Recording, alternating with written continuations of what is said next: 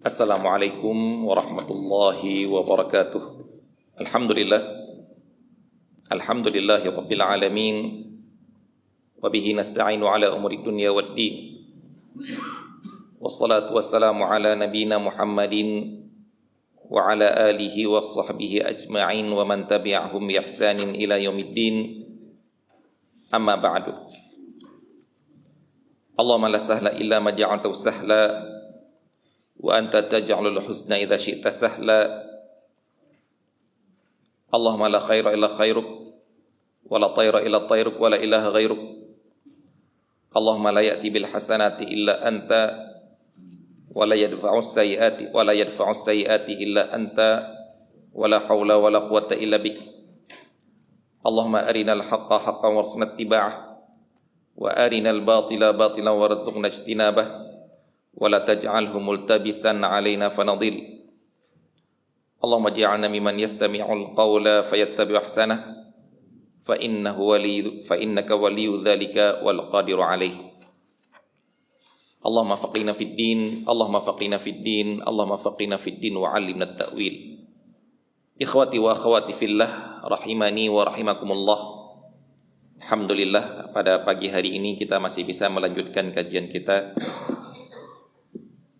dalam pembahasan membaca dan memahami kitab Harta Haram Muamalat Kontemporer karya Dr.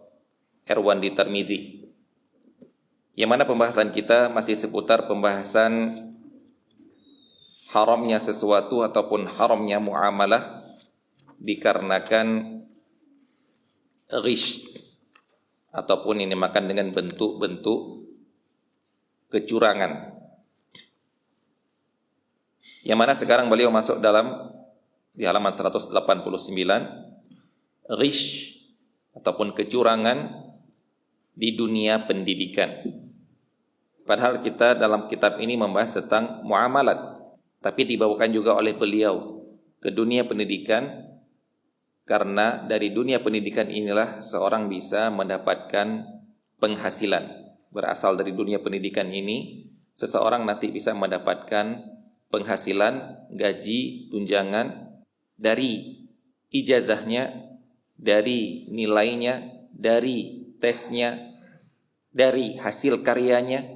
Maka apabila di bukti-bukti ataupun persyaratannya ini yang ada kecurangan di dalamnya, pastilah nanti hasilnya pun uang yang didapatkan, tunjangan yang didapatkan ini berarti perlu dipertanyakan kehalalannya. Karena uang ini didapatkan dari proses yang perbuatan-perbuatan kecurangan. Praktek ini dikenal dengan curang atau seperti menyontek pada saat ulangan umum ataupun menyontek pada saat tes masuk pegawai negeri, ataupun pakai joki, ataupun tindakan plagiat dalam karya ilmiah. Bukan karya dia tapi diklaim sebagai karya dia sehingga dia bisa lulus ataupun bisa naik pangkat, bisa mendapatkan tunjangan dan lain sebagainya. Dan ghish yang lebih tinggi lagi, kata beliau di sini, adalah praktik jual beli ijazah. Kalau tadi mungkin masih mending dia masih kuliah, masih sekolah. Cuma dalam salah satu mata kuliah dia lulus gara-gara kecurangan. Kalau sekarang bentuk jual beli ijazah, yang mana dia tidak pernah kuliah, tapi dengan uang dia bisa mendapatkan ijazah. Untuk zaman dulu yang belum digitalisasi, itu masih sangat besar kemungkinannya. Orang gak sekolah sama sekali, tapi diikutkan ujian didaftarkan ujian Eptanas, walaupun dia gak ikut, nanti dia bisa dapat ijazah. Jadi kalau untuk sekarang ya sulit, bukan berarti gak bisa, sulit, harus ada, karena harus ada pelaporan setiap semester, sehingga harus ada track record dia ini kuliah. Yang mana kecurangannya bisa terjadi di mana? Bagi operator yang menginput data Ana paham seperti ini karena ana bagian itu di kampus. Ketika ana memperhatikan bagian ini langsung mengatakan, terbayangkan gampangnya Anda cari duit secara haram di sini ya. Jadi Anda bisa mengatakan kepada orang, anak Anda mau dapat ijazah kampus enggak? Anda saya enggak kuliah, udahlah bayar bayar sekian. Saya yang input nama dia, saya input nilai dia, walaupun dia enggak pernah kuliah. Jadi kaprodi mungkin enggak tahu yang nanda tangan ijazah, enggak tahu yang tantangan dari sekian ribu, masa mau lihat satu-satu. Jadi Anda nanti lulus. Kenapa? Setiap semester saya input nilai Anda. Kalau dulu nggak ada input nilai, langsung ketika ujian akhir. Kalau sekarang harus input nilai, harus ini, harus itu. Nanti tahun keempat lah dia baru bisa mendapatkan penomoran ijazah nasional. Tapi curangnya bisa dari mana? Ada kong kali kong dengan operator. Penulis isi mengatakan tradisi ghish ini telah mengakar dan membudaya di tengah sebagian masyarakat Indonesia, sehingga pada saat ada salah seorang yang membongkar praktek ghish pada ujian nasional di salah satu sekolah dasar di sebuah kota, bukannya ia mendapatkan dukungan dari masyarakatnya, malah ia dikucilkan dan diusir dari rumahnya sendiri oleh orang-orang di sekitarnya. Kejadian di mana ini? Pernah dapat berita seperti ini? Kalau nggak salah di Surabaya atau di mana ya. Dia membongkar praktek, bukan kecurangan tersembunyi antara dua orang yang saling yang disetting. Ini harus lulus sehingga ada membagikan jawaban. Dia mengadu kepada ibunya mengadu ke dinas. Apa yang terjadi? Masyarakat di sekitar dia mengusir anak ini, ya mengusir paksa lah itu, sehingga menjadi sebuah berita besar. Dari sini dapat kita ketahui bagaimana kita ingin pemimpin kita bersih kalau kita di bawah seperti ini. Korupsi sudah mengakar di masyarakat, terus kita ingin hilang dari atas, ini suatu yang sangat mustahil. Korupsi dari penggunaan dana desa, dari desa. Bahkan korupsi dari dana bantuan. Ada orang ingin membantu pembuatan jalan yang masih berbatu ini ataupun masih tanah ini dipaving. Kemudian diberikan kepada perangkat desa. Jadinya di luar ekspektasi, lebih rendah daripada itu. Kenapa? Ada korupsi di dalamnya. Ketika orang ini mau bangun sendiri, oleh tukang dia sendiri, nggak boleh, harus lewat kami. Lewat dia, ternyata akhirnya jadilah seperti itu. Ini sudah mengakar sebenarnya. Tapi kita menginginkan baik yang di atas. Ini juga yang sering Ana mengungkapkan, yaitu ada orang-orang yang sebenarnya tidak perlu bertanya. Hal-hal yang tidak perlu bertanya, dia sendiri sudah tahu jawabannya. Tapi bertanya tujuannya ingin mencari jalan alternatif lain yang tujuannya adalah membolehkan. Misalnya menyontek nggak usah nanya lagi apa hukumnya. Tapi Ustaz. Jadi ada ketapinya ini, ingin tahu jawaban, akhirnya kalau seperti itu boleh. Nah, inginnya seperti ini jawabannya. Ini yang ingin dia inginkan. Walaupun perbuatan ini dia sebenarnya nggak usah nanya. Maksud usah nanya kenapa? Dia sendiri tahu jawabannya. Dia sendiri kalau bertanya ke pihak yang berwenang akan disalahkan. Contohnya seperti yang pernah bertanya kepada saya di sebuah majelis ta'lim ibu-ibu tentang mendapatkan dana bantuan pembangunan sekolah dari Diknas, dari sebuah dinas, dapatnya 200 juta contohnya misalnya, tapi yang dicairkan ke sekolah cuma 180 contohnya. Ayo, ini perlu ditanya apa hukumnya? Nggak perlu ditanya sebenarnya. Kenapa? Karena dia tahu sendiri bosnya itu nggak boleh. Apa bukti nggak boleh? Karena ketika pelaporan dia disuruh tetap pelaporan 200 juta. Berarti dia tahu kalau saya ngelaporkan apa adanya 180 juta oleh pengawas misalnya, auditor misalnya, ini akan disalahkan, akan ditanya, akan dianggap korupsi. Tapi kenapa saya laporkan 200 juta? Ya karena ada kong kali kong sama yang memotong 20 juta itu. Dia sendiri tahu ini nggak boleh, buktinya dilarang. Kalau ada pengawasan ataupun ada OJK ataupun ya audit lah. Tapi kenapa nanya sama Ustadz? Kira-kira untuk apa? Biar boleh. Dengan alasan apa? Ustadz kalau nggak gitu nggak cair-cair Ustadz. Nah bilang saya tetap tidak akan menjawab boleh, tetap tidak boleh, karena Anda sebenarnya sudah tahu jawabannya. Ini juga seperti ini, pemalsuan orang sudah tahu nggak boleh. Nyontek orang sudah tahu nggak boleh. Karena kalau ketahuan ini pasti disalahkan. Tapi itulah yang terjadi, yang sangat disayangkan di tengah-tengah masyarakat kita. Orang jujur tidak disukai di kantor. Ada seorang teman lulusan STAN, kemudian ketika datang sebuah kantor tempat dia diutus, yang pertama dibilang ketika melihat dia jenggotan, "Mas, di sini nggak usah jujur-jujur banget ya."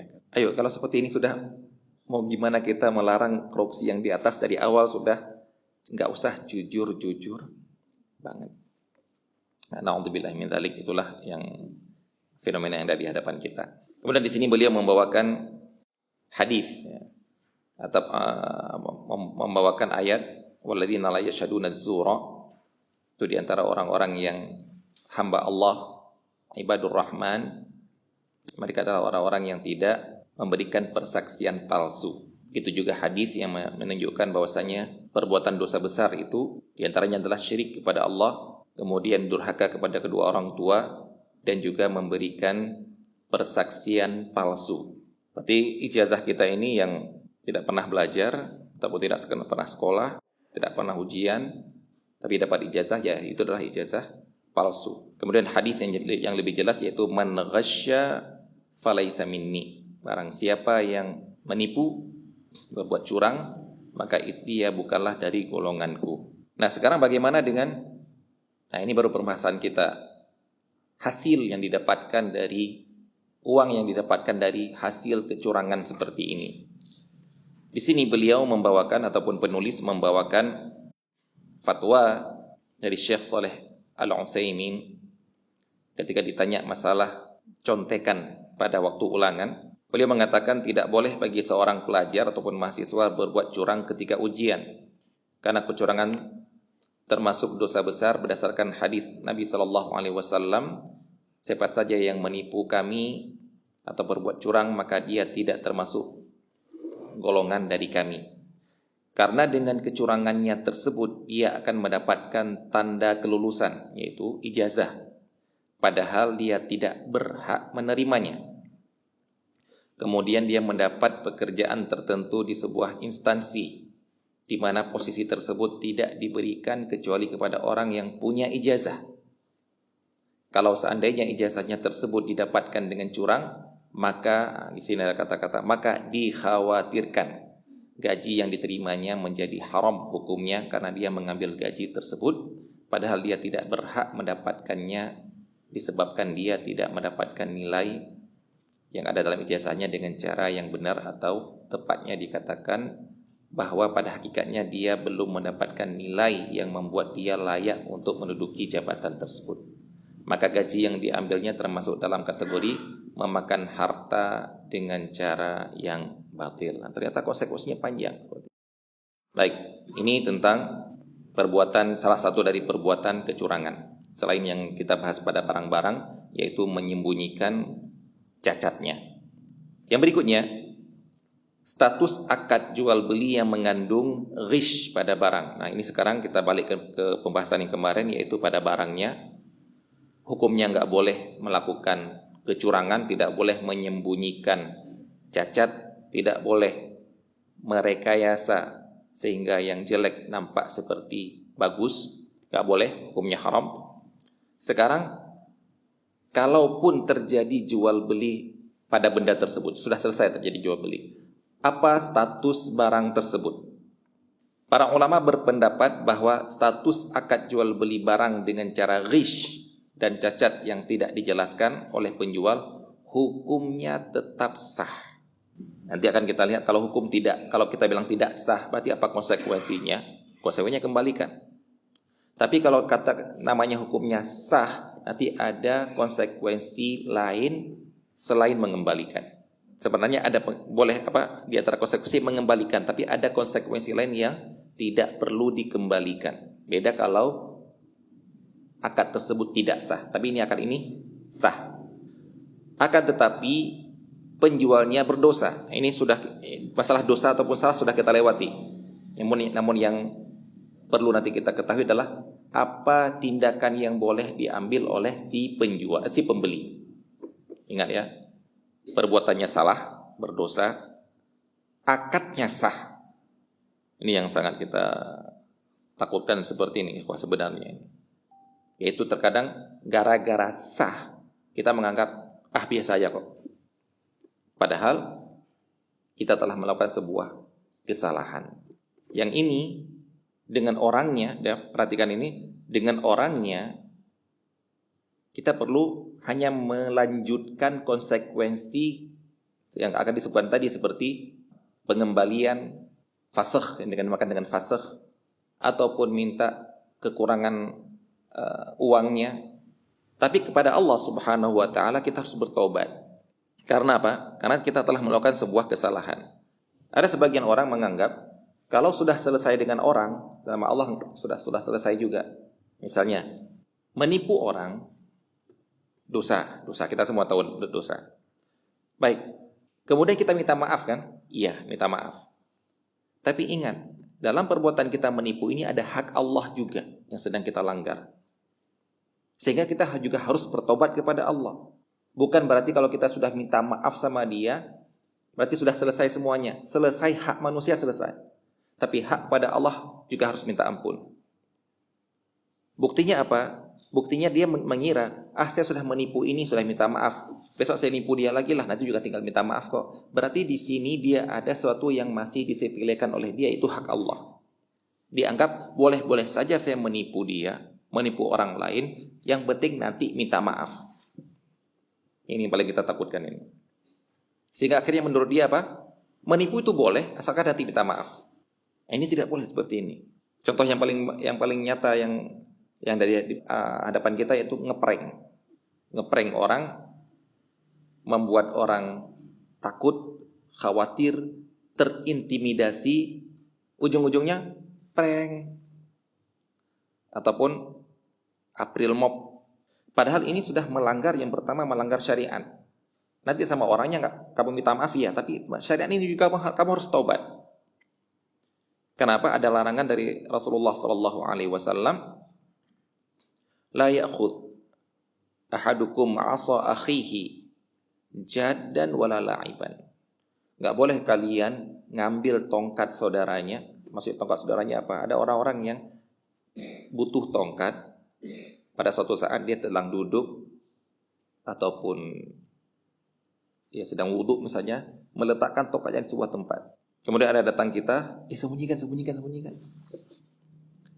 Kemudian orangnya sibuk cari, begitu udah sibuk ini udah putus asa. Ini dia prank katanya. Kemudian orangnya marah, kita minta maaf.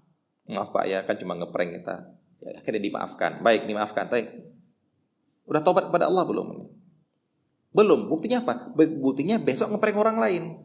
Nanti minta maaf lagi. Besok ngeprank orang lain, nanti minta maaf lagi. Besok ngeprank orang lain, minta maaf lagi. Ini hak manusia, oke lah kamu sudah minta maaf dan dia memaafkan. Tapi hak kepada Allah, kamu melanggar sebuah perbuatan yang dilarang oleh Rasulullah SAW. Ini yang harus kita pahami, seakan-akan kalau sudah selesai dengan manusia selesai. Ternyata ada dosa yang harus kita mintakan ampun kepada Allah Subhanahu wa taala. Dalil sahnya sebuah muamalah, sah dia adalah sabda Rasulullah SAW dalam sebuah kasus yang dinamakan dengan musarrah. Mungkin nanti kalau antum sudah pendapat sebuah istilah ini, musarrah.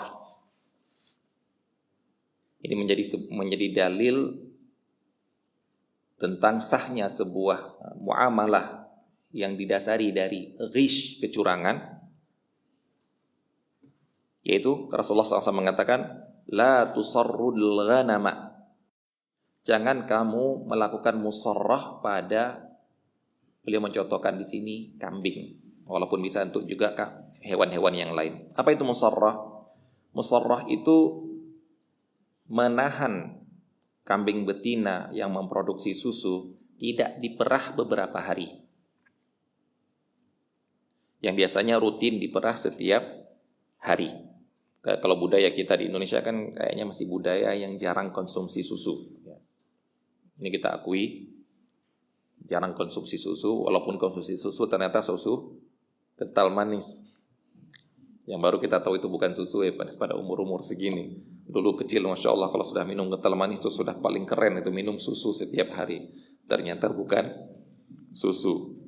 Ataupun kalau minum susu, paling polnya susu kedelai. Ya, sehingga akan kita lihat bagaimana produksi turunan dari susu masih sedikit di tengah-tengah masyarakat kita. Namun di negara-negara di luar negeri, negara-negara yang maju, yang banyak konsumsi susu, akan banyak dijual juga turunan-turunan dari susu. Seperti diantaranya paling gampang keju. Nah, nggak tahu yang lainnya apa namanya, ada, tapi dalam bahasa Arab ada zabadi, yogurt, ya, ada zubdah, ada qishtah, banyak hal itu. Jadi kalau umroh gitu ya, dimakan pagi itu nampak itu roti berbagai macam turunan keju di hadapan kita ini, susu di depan ini. Nah, kehidupan orang-orang Arab Baduy dulu, mereka orang yang nomaden yang berpindah-pindah tempat, tidak punya bangunan permanen untuk tempat tinggal mereka, yang dinamakan dengan ahlul khiyam. Ahlul khiyam itu karena dia pakai kemah. Jadi bukan kemah ya, kemah hampir seperti permanen. Kemana saja mereka nomadennya? Ke tempat-tempat yang di situ ada rumput, yaitu tempat-tempat yang mungkin ada hujan turun di sana. 6 bulan ataupun 4 bulan pindah lagi ke sana. Rombongan, mereka punya rombongan, pindah lagi ke sana. Dibahas oleh para ulama fikih tentang mereka ini adalah orang-orang yang tidak wajib sholat Jumat, karena mereka bukan orang mustautin, orang yang benar-benar tinggal di tempat itu. Nah, mereka ini punya ternak pasti. Sawah pasti nggak ada sawah, karena yang namanya pindah-pindah itu ternak. Kehidupan mereka dari apa? Setiap harinya susu, daging. Mereka juga punya gandum ataupun makanan karbo. Dari mana ya? Beli dari orang lain. Jadi memang konsumsi setiap hari adalah susu. Nah, sehingga orang ketika beli kambing yang dilihat adalah susu harian. Nah, ada orang-orang berlaku curang dengan kita nggak pernah. Begitu hari keempat dijual, orang yang beli langsung dipegang susunya ini. Wah, ini bagus ini. Dikiranya setiap hari seperti ini. Maka ada orang-orang yang melakukan tasriyah, musarrah, menahan dia tidak diperah. Baik. Dilarang, yang pertama adalah larangan, la tusarrul ghanama. Jangan kamu melakukan seperti ini kepada kambing kamu agar dipandang oleh orang lain susunya seperti ini. Kemudian konsekuensinya, wa mani beta'aha. Barang siapa yang menjual yang seperti ini, dan ya orang yang membeli seperti ini, fahuwa bi khiyari an-nadharaini. Maka orang itu punya dua pilihan. Pembelinya punya pilihan. Sudah terlanjur beli, ketika diperah hari ini, besok ternyata tidak seperti yang saya beli, yang banyak susunya ternyata sedikit. Maka orang ini punya dua pilihan. Baina an yahtalibaha in radiyaha amsakaha wa in sakhitaha raddaha wa sa'an min tamrin. Dua pilihan, yaitu membiarkannya, meneruskannya. Jadi ya sudah, saya ridho dengan yang seperti ini. Maksudnya dia tidak meminta untuk dikembalikan. Yang kedua, pilihan kedua, minta dikembalikan. Ini, kembalikan kambingnya, kembalikan uang saya, namun saya yang telah memerah susu ini, maka saya mengembalikannya bukan susu kepada kamu, tapi mengembalikan kepada kamu adalah 1 sok kurma. Namun di sini yang kita lihat adalah ada pilihan untuk mengembalikan kambingnya, kembalikan uang saya. Ada pilihan yang kedua, yaitu saya ridho, udah gak apa-apa seperti ini. Dari dua pilihan ini diberikan oleh Rasulullah SAW menunjukkan sahnya jual beli barang yang ada kecurangan ini. Kenapa? Karena kalau tidak sah, maka tidak ada dua pilihan. Kalau tidak sah, pilihannya cuma satu, yaitu kembalikan uang. Tapi begitu dia ridho, dia tetap mau melanjutkan Tidak perlu akad baru, cukup akad yang sebelumnya dia sudah berhak untuk memanfaatkan kambing ini. Maksudnya kalau dia bilang misalnya, ada nggak apa-apa lah, nanti saya sembelih aja lah. Sah, halal dia gunakan karena sudah pembelian yang akad yang pertama tadi. Nah, ini yang dikatakan sahnya sesuatu ditinjau dari ada konsekuensi khiyar setelahnya. Yang paling kita takutkan nih ikhwas sekalian, nah ini bukan berarti suatu hal yang sepele, yaitu ketika ada orang tidak mau mengembalikan, dia ridho, tapi dalam hatinya ataupun dia mengatakan, udahlah nanti di akhirat saja saya tuntut. Kira-kira gimana ini? Jadi secara fikihnya selesai, secara fikihnya saya tidak mengembalikan, saya sudah tahu ada cacat, sudah tahu ada saya ditipu, saya tidak mengembalikan, itu secara fikihnya selesai. Secara fikihnya kamu ridho dengan barang cacat. Tapi itu di akhiratnya, kalau dia masih menuntut, karena ada kecurangan di sini, saya rugi sebenarnya ini. Cuma saya nggak mau ngurus-ngurusan yang bolak-balik lagi, mengembalikan lagi, apalagi kalau yang jual beli online. Saya pribadi seperti itu, saya orang paling malas mengembalikan barang. Jadi kalau barang yang sampai tidak sesuai, ya tinggal ngasih bintang 1 aja. Barangnya saya kembalikan enggak. Kenapa? Ya saya beli online tuh biar sampai ke rumah tanpa saya harus ke tokonya. Lah ini kok saya harus ke jasa pengiriman lagi untuk mengirimkan barang ini. Sudahlah, enggak usah. Kalau memang dia curang sengaja melakukan itu, ya nanti saya di akhirat sajalah. Yang penting jual belinya sudah hukum muamalah jual belinya selesai. Tapi hukum dengan Allah Subhanahu wa taala, hukum di akhirat nanti kita akan pertanggungjawabkan kembali. Kan paling takut seperti itu. Maka dari awal jangan Jangan curang. Makanya Rasulullah membukanya dan mengatakan jangan curang dulu. Kalaupun nanti ini muamalahnya ada konsekuensi, tapi di akhirat nanti kan ada perbuatan kamu ini salah. Nah, kemudian kalau yang tadi di hewan ini di hadis itu cuma diberikan 2 pilihan saja. Nah, akan tetapi dalam fikih disebutkan oleh para ulama ada pilihan yang ketiga terhadap barang-barang yang ada cacatnya, yang disembunyikan, yang harganya tidak pantas seperti itu. Baik, mari kita lihat sekarang khiyar ataupun pilihan bagi orang-orang yang membeli barang yang dicurangi atau dinamakan dengan tadlis. Yang pertama, meneruskan pembelian tanpa kompensasi apapun dari pihak penjual. Seperti yang tadi, ya sudahlah saya nggak minta uang kembali, nggak minta apa-apa, ya sudah cukup inilah dengan harga segitu, ya sudah seperti ini aja lah. Yang kedua, mengembalikan barang dan menarik kembali uang yang telah dibayar sebelumnya, seperserta keuntungan jasa memakai barang dari waktu hingga barang dikembalikan kepada penjual tidak perlu dibayar. Maksudnya apa di sini? Ini adalah sebuah kaedah dalam fikih, sebuah kaedah yang diambil langsung dari hadis secara nasnya. Ada kaedah-kaedah yang langsung kita ambil dari hadis, ada kaedah-kaedah yang kita istinbat dari hadis, ngambil langsung, ngambil hukum dari hadis. Ada kaedah-kaedah yang diambil dari kasus-kasus. Dan salah satu kaedah yang diambil dari hadis adalah sabda Rasulullah sallallahu alaihi wasallam, al-kharaju bid-dhaman. Ini sangat penting kita ketahui karena bisa terjadi cekcok di dalamnya kalau orang tidak paham ini. Al-kharaju bid-dhaman. Al-kharaj itu boleh mengartikan di sini, antum di kitab antum membaca tulisannya itu. Al-kharaju bid-dhaman artinya apa? Arti itu salah ya. Mungkin salah cetak.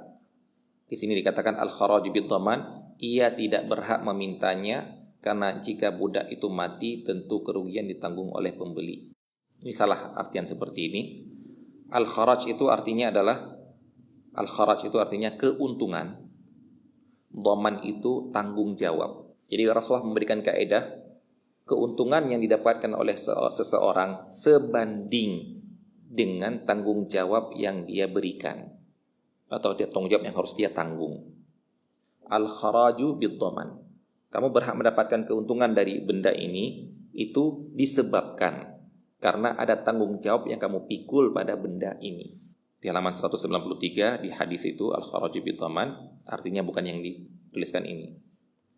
Yang arti yang dituliskan ini adalah penjelasan kasus yang di atas.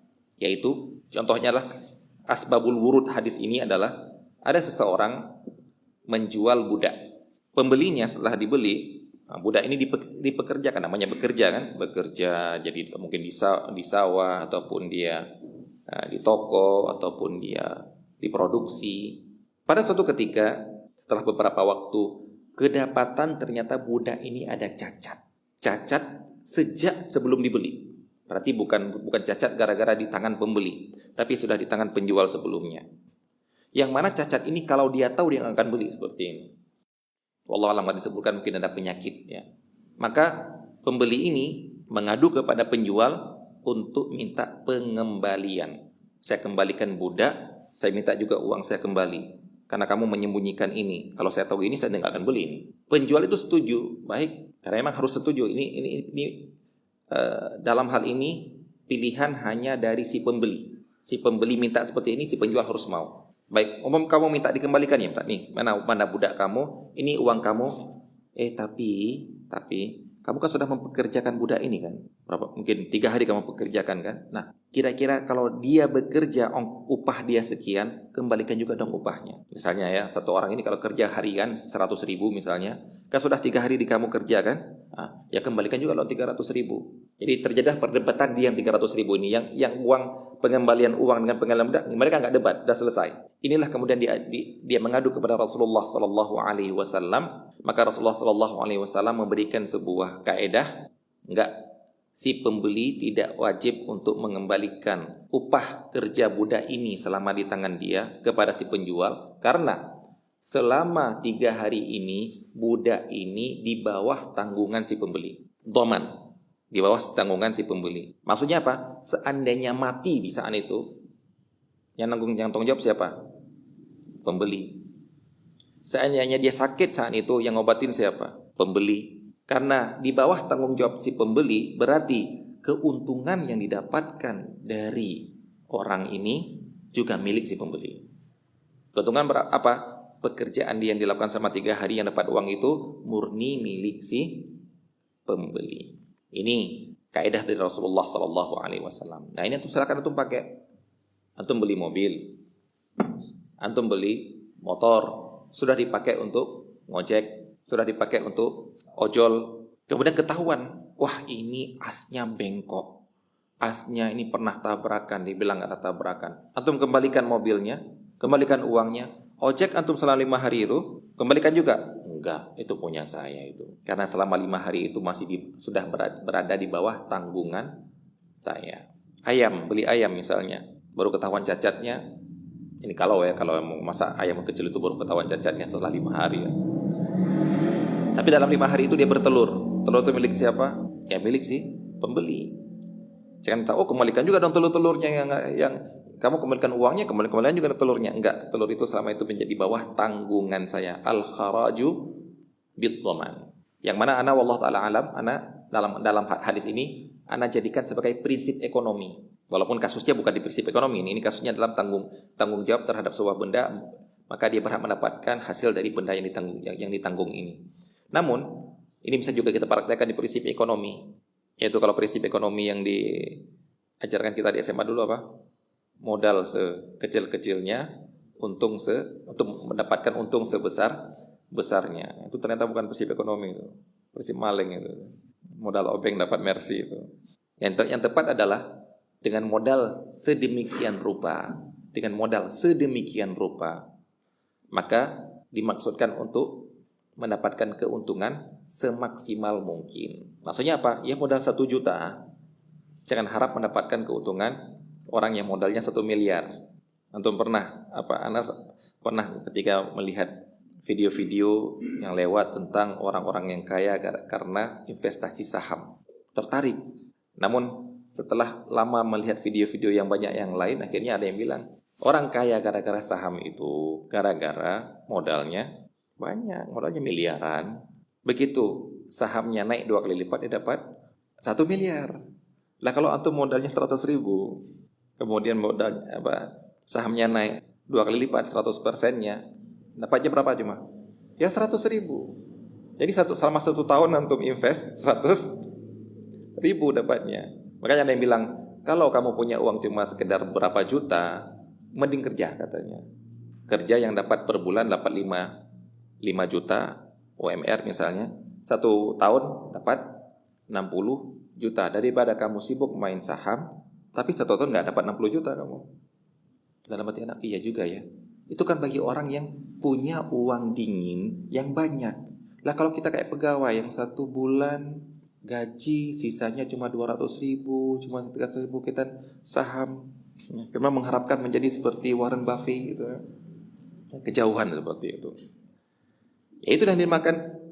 Modal antum segini, dapat untung segini itu wajar. Dengan orang dapat modal banyak, kemudian dia harapkan untung sewajarnya yang maksimal itu wajar.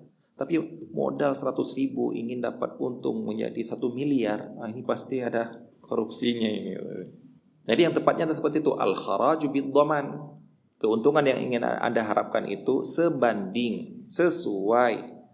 Karena sebab tanggung jawab Anda. Anda cuma tanggung jawab kalau rugi berapa. Umur saya cuma 1 juta kok. Kalau rugi ya 1 juta kok. Jadi keuntungan yang Anda dapatkan dari 1 juta itu wajar sewajarnya berapa sih? Tapi ada seorang yang di video dia pemain saham juga, dia bilang, kalau main saham paling untungnya segini. Kalau lebih saya titip katanya. Nekat dia bilang. Kalau ada yang berani mengatakan lebih setahun keuntungan lebih daripada ini, saya nitip uang saya. Yang penting misal, jadi kan bukan masalah ini halal haram yang dia perbicarakan. Pokoknya tentang keuntungan yang dikejar. Kalau kita invest saham akan segini. Jadi ada batas kewajarannya lah. Baik, ini yang kedua ya. Mengembalikan. Kembalikan uang, kembalikan barang. Yang ketiga, menahan barang. Nah, tetap enggak. Sebenarnya seperti yang pertama, meneruskan pembelian, jadi tidak dikembalikan. Namun, meminta sebagian dari uang yang telah dibayar seukuran nilai barang tersebut dikarenakan cacat. Uang ini disebut dalam fikih itu arash, bukan pakai ain ya. Pakai kalau ain itu arsh, singgasana. Kalau arash pakai hamzah, arsh. Ini kalau dalam membaca Al-Quran biasanya ada orang kebalik-balik antara ain sama qaf. Yang qaf dibaca ain, yang ain dibaca yang hamzah dibaca ain, yang ain dibaca hamzah. Itu yang kalau untuk praktek di sini bisa sangat jauh beda artinya. Arsh namanya. Apa itu? Selisih. Bagaimana maksudnya? Ana beli mobil ini 46 juta. Gara-gara ada cacat, tidak pantas harganya 46 juta. Harus ada selisih. Maka Ana minta selisihnya itu. Mobil enggak Ana kembalikan. Uang Ana tidak minta kembali. Minta selisihnya itu. Pasti semua orang tahu ya. Yang bisa, pasti untuk menentukan selisih ini pasti ada perbedaan pendapat pasti. Maka harus ada orang ketiga yaitu auditor. Yang dia tahu, oh Pak, kalau memang rusaknya ini, kalau rusaknya asnya ini, kalau rusaknya karat-karatan di sini, kalau rusaknya ini, berarti kurangnya segini. Dari harta Bapak beli kurangnya seperti ini. Maka dinamakan dengan arsh. Walaupun cara penghitungan arsh tidak semerta-merta, oh dari 46 juta kamu bayar sekian. Tidak. Itu juga harus ada penghitungan sendiri, yaitu dari penghitungan harga ataupun perbandingan harga dengan timah. Contohnya ya, ini di sini juga merupakan praktek untuk beda antara timah dengan harga. Masya Allah. Ini yang sangat antum butuhkan kalau antum menghitung zakat harta perdagangan. Karena pendapat yang rajih dari menghitungkan zakat harta perdagangan adalah dari timahnya, bukan dari harganya. Kalau yang paling gampang anda misalkan yaitu antum beli sebuah benda, harganya per piece-nya itu harganya 1 juta misalnya.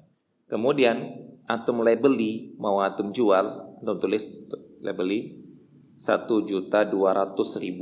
Ingin antum ambil 200.000 keuntungannya. Kemudian setelah berlalu 1 tahun, 1 haul, barang ini masih ada.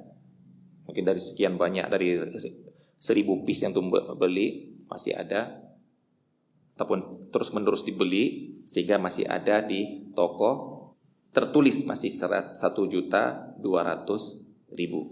Ketika antum mau zakat, yang antum hitung untuk zakat adalah 1 juta yang antum beli atau 1.200.000 yaitu label. Maksudnya untuk dihitung zakat nanti dikali 2,5%. Dari total barang yang ada di toko dikali 2,5%. itu zakatnya kan. Nah, untuk mentotal harga di toko ini, antum pakai harga antum beli di nota atau harga yang antum taruh di situ 1.200.000. Yang berada di nota waktu beli dulu. Itu dia, yang benar adalah harga kulaan sekarang. Itu dinamakan dengan qimah. Jadi bukan yang di nota, bukan juga yang antum tulis, tapi seandainya sekarang antum beli, berapa harganya? Berbeli kulaan untuk antum jual, berapa nilainya? Itu dinamakan dengan nilai. Contoh yang lain yang paling gampang kita contohkan yaitu di toko parfum ada tulisannya memecahkan berarti membeli. Benar nggak syarat seperti itu, Pak? Pengumuman seperti itu benar nggak prakteknya? Dalam prakteknya itu sesuai dengan syariat atau tidak? Memecahkan berarti membeli. Kira-kira gimana? Kira-kira gimana? Salahnya di mana? Ya, santa, masyaallah, barakallahu fikum. Kalau dibilang memecahkan berarti membeli, seperti kita dipaksa membeli barang pecah. Sudah pecah kok kita beli. Padahal kita beli barang yang harusnya utuh. Yang benar adalah memecahkan berarti mengganti. Baik, jadi kalau kita memecahkan ini tanpa sengaja, kalau memang antum nggak mau repot, kan beli ini Pak, saya nggak beli ini bilang. Kalau mau debat saya nggak beli, saya beli yang ini ya, beli yang lain, saya beli ini, dan saya kembalikan. Udah ya. Ataupun kalau yang seperti ini mungkin tokonya mau, ataupun cara yang lain, saya tahu di toko di sana ada parfum yang sama persis mereknya, kan bukan mereka pembuat. Ada parfum-parfum yang sudah jelas ma'ruf, ada pabriknya, mereka jual. Cuma saya tahu di sana lebih murah. Di sini harganya 150.000, di sana 125.000, saya tahu. Pak, beli nih Pak. Maaf, saya nggak beli ini ya. Tunggu ya, saya pergi ke sana, beli di sana, saya ganti ya. Harusnya mereka harus ridho, nggak boleh. Oh nggak boleh Pak, Bapak harus mengganti yang ini, membeli yang ini. Loh, ini dosa ini. Bapak harus membeli yang ini. Yang benar adalah mengganti. Karena saya tidak sengaja menjatuhkan itu. Saya nggak dosa, saya nggak sengaja. Tanggung jawab saya adalah mengganti. Karena mengganti itulah qimahnya. Barang-barang yang lain, yang penting ada barangnya sudah ada di sini. Nah, inilah yang dinamakan dengan nilai barang dengan harga barang. Itu beda. Harga sederhana. Yang paling gampang kita lihat di saham. Saham itu ada saham yang ada tulisannya, namanya saham ada nilai buku. Saham dan nilai anak beli pertama harganya Rp1.000. Maka IPO keluar pertama Rp1.000. Kemudian harga pasaran berapa?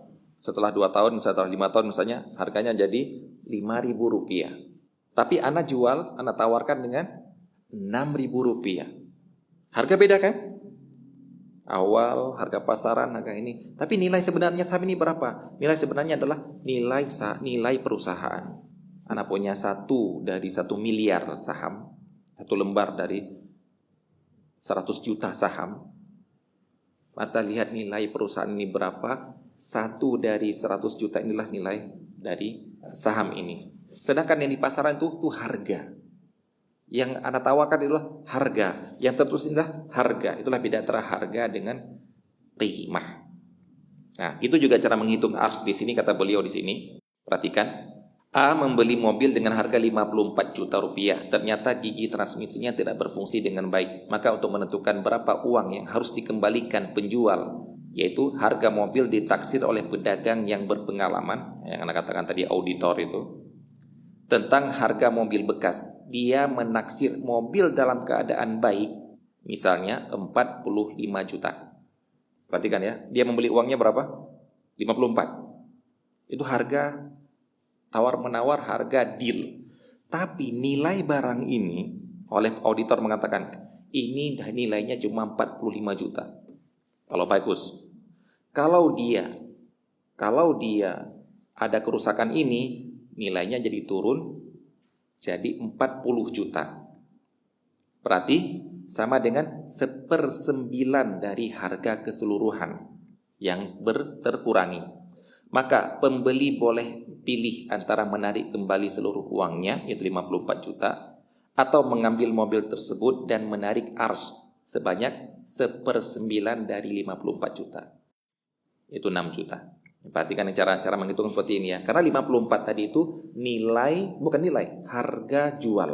Harga dia beli, harga orang itu jual. Sedangkan mobil ini nilainya di pasaran cuma 45 juta. Kan boleh-boleh saja. Harga mobil 45 juta anak jual di atasnya kan boleh-boleh juga saja. Mega Pro anak mungkin kalau pasaran harganya 16 juta. Tapi anak jual 23 juta. Boleh-boleh saja kok. Tapi untuk melihat selisih harga dari yang bagus dengan yang rusak harus dilihat dari nilainya, bukan dari harga yang ana beli. Kemudian sanksi untuk pedagang yang melakukan ghish.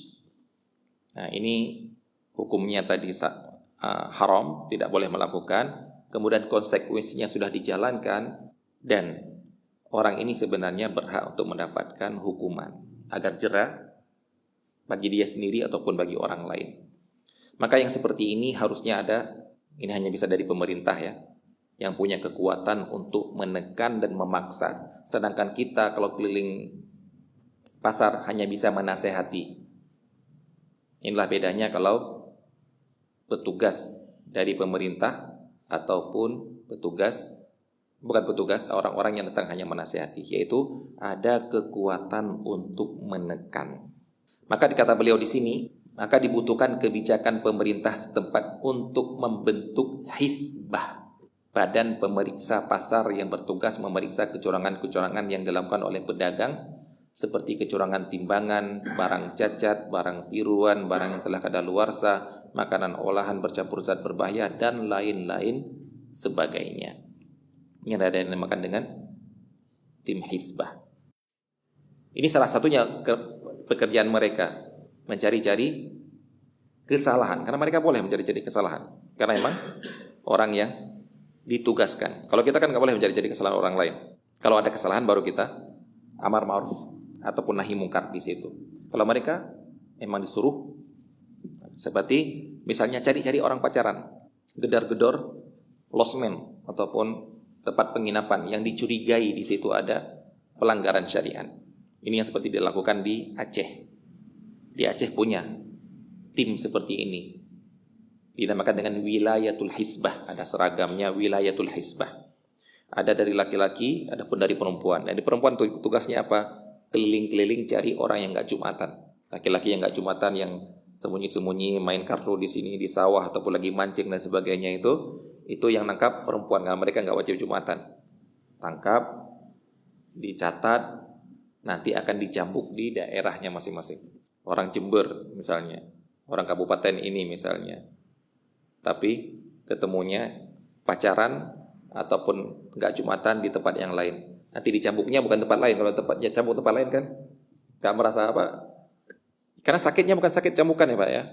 Cambukan itu nggak sakit, bukan nggak sakit ya, nggak membuat kita menderita. Karena cambukan itu cuma membuat pedih saja. Bahkan para ulama mencontohkan cara mencambuknya itu tidak boleh sampai terlihat ketiak. Pegangnya dengan 3 jari. Itu di antara itu nggak ada nasnya seperti itu, nggak ada dalilnya. Cuma diperinci seperti itu agar cambukan ini hanya biar terasa pedih saja. Tapi yang paling lebih luka tak berdarah yang apa? Dicambuk di depan teman-temannya, saudara-saudaranya di desanya dia sendiri. Jadi habis dicambuk pingsan bukan gara-gara sakit Pak, gara-gara malunya itu. Jadi cambuknya gini, 1, 2, 3. Coba antum lihat di YouTube, insyaallah ada cara mencambuk di Aceh itu.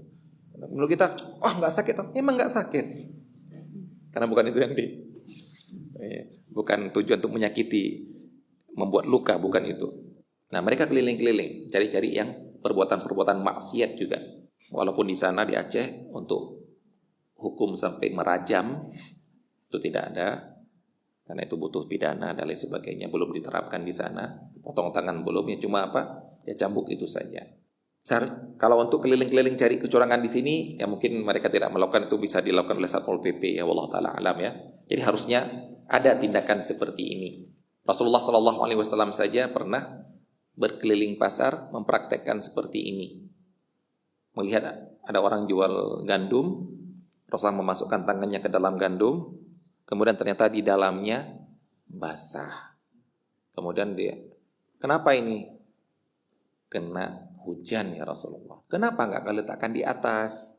Sehingga orang beli dalam keadaan dia tahu ini sudah kena hujan. Tinggal dijemur, yang harganya pasti lebih murah mintanya kan. Karena dia menjual bukan yang kering. Dan ini wallahu ta'ala alamnya sungguh sangat banyak. Yang anak katakan lagi di sini sungguh sangat banyak di tengah-tengah masyarakat kita.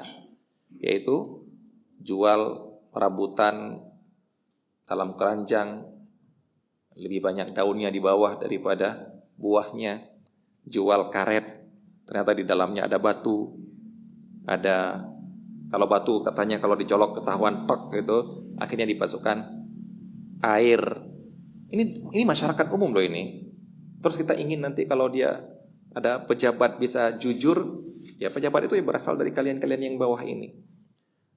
Tapi itulah yang fenomena yang sangat banyak terjadi. Nah ini sebenarnya harus ada tindakan. Kalau tidak, ya pasti akan terulang lagi. Baik, yang berikutnya tentang ihtikar, menimbun barang. Ihtikar adalah, perhatikan di sini nanti akan membedakan dengan orang yang membeli ketika murah, menjual ketika mahal. Membeli barang melebihi kebutuhan dengan tujuan menimbunnya. Dia memang membeli untuk menimbunnya, menguasai pasar, dan dijual dengan harga tinggi sekehendaknya pada saat khalayak ramai membutuhkannya. Ini adalah bentuk ihtikar yang dilarang oleh Rasulullah sallallahu alaihi wasallam, yang beliau mengatakan la yahtakiru illa khati. Hanya orang-orang pendosa yang melakukan perbuatan ihtikar seperti ini. Hukumnya jelas, ini adalah perbuatan yang dosa, perbuatan yang dilarang. Karena dia membeli barang, menimbunnya sehingga langka di pasar, kemudian naik harga gara-gara hukum pasar berlaku kan, supply and demand. Gara-gara apa? Gara-gara ada yang menimbun. Beda halnya kalau harga naik memang gara-gara paceklik, gara-gara bencana alam sehingga distribusinya macet, gudang pusatnya terbakar, sehingga barang-barang benar langka dan naik harganya. Itu wajar. Tapi ini nggak wajar gara-gara apa? Ada yang menimbun sehingga langka, kemudian naik harganya. Begitu naik itulah akhirnya dia keluarkan lagi barangnya. Inilah perbuatan yang dosa. Karena apa? Merugikan masyarakat, merugikan menahan kebutuhan hajat hidup orang banyak. Di mana sekelompok orang menguasai hajat orang banyak dan menetapkan harga semena-mena. Kan tujuan mereka seperti itu. Mereka membeli barang kebutuhan pokok dari para pemasok lalu menimbunnya hingga barang-barang tersebut langka di pasaran. Pada saat barang langka di pasar dan harga naik melambung tinggi, mereka menjualnya dengan harga yang sangat tinggi. Dengan demikian mereka memperoleh laba yang sangat besar. Karena memang tujuannya seperti ini. Bukan tujuan untuk dipakai sendiri. Beda kalau yang dipakai sendiri. Ataupun memang dia beli banyak gara-gara punya pondok pesantren, punya orang yang harus dikasih makan banyak, panti asuhan misalnya, itu beda. Karena memang kebutuhan. Selain dicap sebagai pendosa, di hadis yang tadi, pelaku ihtikar pantas dilemparkan ke dalam jurang neraka yang dalam. Karena dia telah menyusahkan orang banyak untuk mendapatkan kebutuhan pokok. Sebagaimana sabda Rasulullah sallallahu alaihi wasallam, "Man dakhala fi syai'in min as'aril muslimina liyughliyahu 'alaihim kana haqqan 'ala Allah an yaqdhifahu fi mu'dhamin minan nari yaumal qiyamah." Barang siapa yang mempengaruhi harga barang makanan kaum muslimin sehingga menjadi mahal, merupakan hak Allah untuk melemparkannya ke dalam tempat yang besar di neraka di hari kiamat nanti. Na'udzubillahi min dzalik. Ini kezaliman yang dibuat kepada orang lain. Wallah ta'ala alam kenapa beliau di sini menempatkan ihtikar. Oh iya, karena inilah kezaliman ya, insyaallah. Menempatkan di tema ini karena ghish ini bentuk termasuk perbuatan kezaliman. Baik. Kemudian beliau membahas tentang yang hampir mirip dengan ihtikar, yaitu apa hukumnya menyimpan bahan makanan untuk kebutuhan setahun atau menabung untuk kebutuhan hari esok. Apakah termasuk ihtikar? Kalau anda tanya, kita disyariatkan itu kalau menyediakan nafkah untuk keluarga kita yang disyariatkan harian, mingguan, bulanan, atau tahunan? Kira-kira gimana? Antum kalau ngasihkan belanja untuk istri itu harian, pekanan, bulanan, atau tahunan? Yang disyariatkan yang mana? Ini sebenarnya kembali kepada uruf, nggak ada. Oh, disyariatkan seperti ini, nggak ada. Kembali kepada uruf masing-masing. Uruf di kita bulanan. Rasulullah Shallallahu Alaihi Wasallam dalam sebuah hadis dikatakan, kana yudakhiru li ahlihi qutasana. Rasulullah menyiapkan untuk keluarganya itu kebutuhan pokok untuk 1 tahun. Wallahualam, mungkin di zaman itu panen gandum setahun sekali, mungkin Allah Ta'ala alam. Kalau kurma memang sampai sekarang pun 1 tahun sekali. Kalau gandum padi kan sudah ada teknologi yang bisa membuat 3 bulan sekali ataupun 4 bulan sekali. Tapi kalau kurma masih sampai sekarang masih setahun sekali. Jadi benar-benar beli untuk kebutuhan setahun. Jadi atau mau harian, bulanan, terserah. Berarti di sini ada orang yang menyimpan bahan makanan untuk keluarganya selama 1 tahun. Atau kalau antum misalnya menyimpan bahan makanan untuk kebutuhan 1 bulan. Akhir bulan lebih atau kurang? Akhir bulan lebih atau kurang? Nah, itu tergantung kebutuhan masing-masing ya. Kalau Rasulullah walaupun menyimpan untuk 1 tahun, pernah kekurangan? Pernah, sering. Kenapa? Karena sering sedekah. Bukan gara-gara boros. Gara-gara sering sedekah dan keluarganya sabar, keluarganya menerima, sehingga ketika ada pengemis, Siti Aisyah terkadang di dapur hanya mendapatkan 3 butir kurma untuk bisa diberikan kepada pengemis. Sanggup kita seperti itu, Pak? Siapkan untuk 1 bulan, tanggal 20 sudah habis. Sudah gitu mau poligami lagi, Pak. Baik. Dalam hal ini, menyimpan untuk 1 tahun ini, beliau mengatakan, jika jumlah yang disimpan kurang dari nisbah zakat, ini wallahu ta'ala alam, beliau di sini sampai membawakan menyimpan uang ya. Kira-kira kalau menyimpan uang apa bahayanya? Inflasi. Malah kalau kita nyimpan di bank kan lebih disukai, beda kalau menyimpan di brankas itu. Allah alam mana menganggap ini nggak perlu dibahas yang menyimpan uang. Beliau di sini sampai bahas menyimpan uang. Karena menyimpan uang itu ya apa istilahnya itu ya, tidak beredar uang. Kalau kita apalagi menyimpan di bank malah ada peredaran uang menyimpan di bank. Atau menyimpan zat makanan sebanyak kurang dari nisab. Nisab zat makanan itulah 300 sa'. 300 sa' itu 1 sa', atau kalau mengeluarkan zakat fitri berapa? Berapa yang untuk keluarkan zakat fitri setiap tahun berapa? 3 kilo atau 2,5 kilo? 3 ya. Kalau 3 kali 3 berarti 3 kali 300 berarti 900 kilogram beras. Itu ukuran 1 nisabnya beras. Beliau di sini dalam kurung 617 kilogram. Berarti beliau mengambil pendapat 2, enggak sampai 2,5 ya. Enggak sampai 2,5 kilogram untuk 1 sa'. Kayak pendapat Pak Syekh Utsaimin ini. Maka kalau yang ini ulama sepakat boleh. Baik.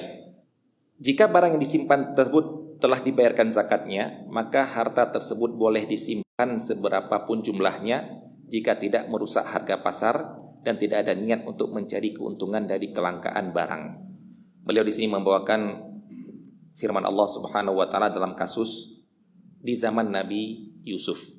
Walaupun menurut ana dalil ini tidak cocok untuk kasus seperti ini, karena di zaman Nabi Yusuf itu disuruh simpan itu bukan ke masing-masing orang, memang benar-benar kebijakan negara. Kalau kita bahas sekarang kan menyimpan untuk saya pribadi, kamu nggak tahu. Kalau sekarang memang negara, makanya yang Nabi Yusuf ketika mentakwil mimpi itu, beliau langsung diangkat menjadi menteri, karena kamu lebih tahu. Ini ide yang sangat bagus, sudah kamu aja jadi menterinya. Akhirnya beliaulah yang ngawasin semuanya. Sehingga begitu benar-benar paceklik, negara masih bisa ngasih makan rakyatnya.